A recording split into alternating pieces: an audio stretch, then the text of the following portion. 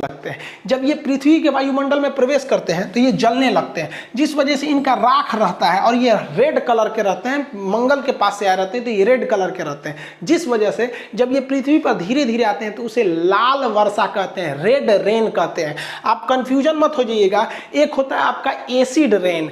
Acid rain कब कहते हैं कि जब प्रदूषण ज़्यादा हो और धूल कण ज़्यादा हो जाता है तो हवा में वो धूल कण मिल जाते हैं। जब बारिश होता है तो वो धूल कण साथ में आने लगते हैं, तो वर्षा का जल जो होता है 7 pH का न होकर उस प्रदूषण के कारण 5 या 5.5 pH का हो जाता है, तो इसे कहते हैं एसिड रेन। समझ में आ गया कि नहीं गया? तो अब वर्षा का जल शुद्ध नहीं रह गया, अब अशुद्ध जल यानी डिस्टिल्ड वाटर शुद्ध रह गया, क्योंकि हवा में इतनी गंदगी है। तो गंदगी के कारण हवा का जो pH मान घट जाता है, जिस वजह से वो एसिड लगने लगता है हल्का सा, तो उसे क्या कहते हैं? एसिड रेन कहते हैं। जबकि इटली में एक बारिश होती है जिसे हम लोग ब्लड रेन कहते हैं, रक्त वर्षा। देखिए इटली, यहाँ सहारा मरुस्थल है, सहारा मरुस्थल से हवाएं चलती है ना, तो उसमें बालू की मात्रा आ जाती है, और जब ये भूमध्य सागर को पार करके इटली में बरसती है तो बारिश में से बालू भी बरसता है, तो दूर से लगता है लाल रंग का खून बरस रहा है, इसलिए उसे रेड रेन कहते हैं।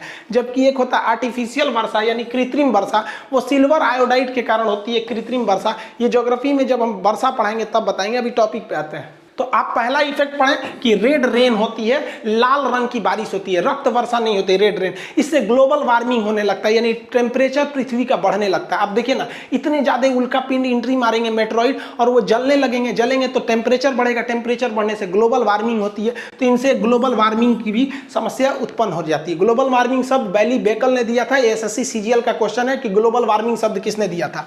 अगला, ये जब पृथ्वी पर एंट्री मारते हैं तो जलने के बाद इनका राख पृथ्वी पर रह जाता है, और अगर ये नहीं जले, उल्का पिंड बन के पृथ्वी पर धमाक से गिर गए, तो भी पृथ्वी का मास जो है वो द्रव्यमान बढ़ जाता है। और पृथ्वी का मास बढ़ रहा है, और किसी चीज का जब मास बढ़ता है तो उसकी ग्रेविटेशन पावर बढ़ने लगती है, तो पृथ्वी का गुरुत्वाकर्षण पहले की तुलना में अब ज्यादा बढ़ रहा है, क्योंकि उसकी मास बढ़ रहा है। किसके वजह से? उल्का पिंड के वजह से।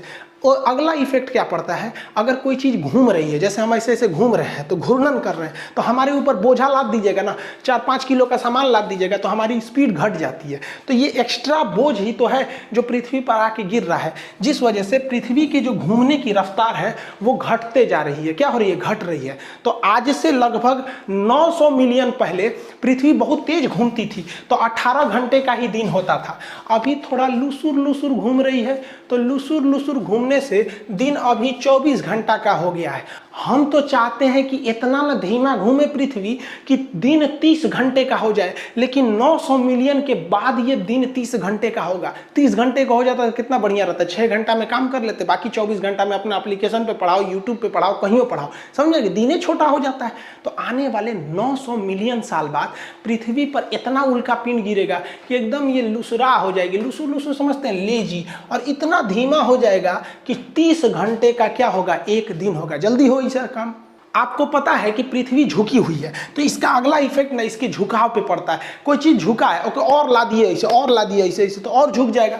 तो आज से लगभग मतलब कई 41 या 42 हजार साल पहले पृथ्वी महज 21 डिग्री पर झुकी हुई थी, लेकिन ये उल्का पिंड धबाक धबाक धबाक गिर गिर के इसको 23.5 डिग्री पर झुका दी है। और एक्यूरेट में अब जो पृथ्वी है वो 23.5 नहीं बल्कि 24 डिग्री के करीब पहुंच चुकी है। इसका मैग्नेटिक पोल भी खिसक रहा है। तो अब दोबारा अगर गणना होगा ना, जिस तरह से हिमालय 8848 से माउंट एवरेस्ट की ऊंचाई 8850 हो गया ना, वैसे अब पृथ्वी लगभग 24 डिग्री पर इंक्लाइंड कर रही है इसी उल्का पिंडों के वजह से। और लास्ट तो आपको पता ही है कि इस पे क्या होता है? क्रेटर बन जाते हैं, गड्ढा बन जाता है, जहां गिरेगा वहां क्या हो जाता है?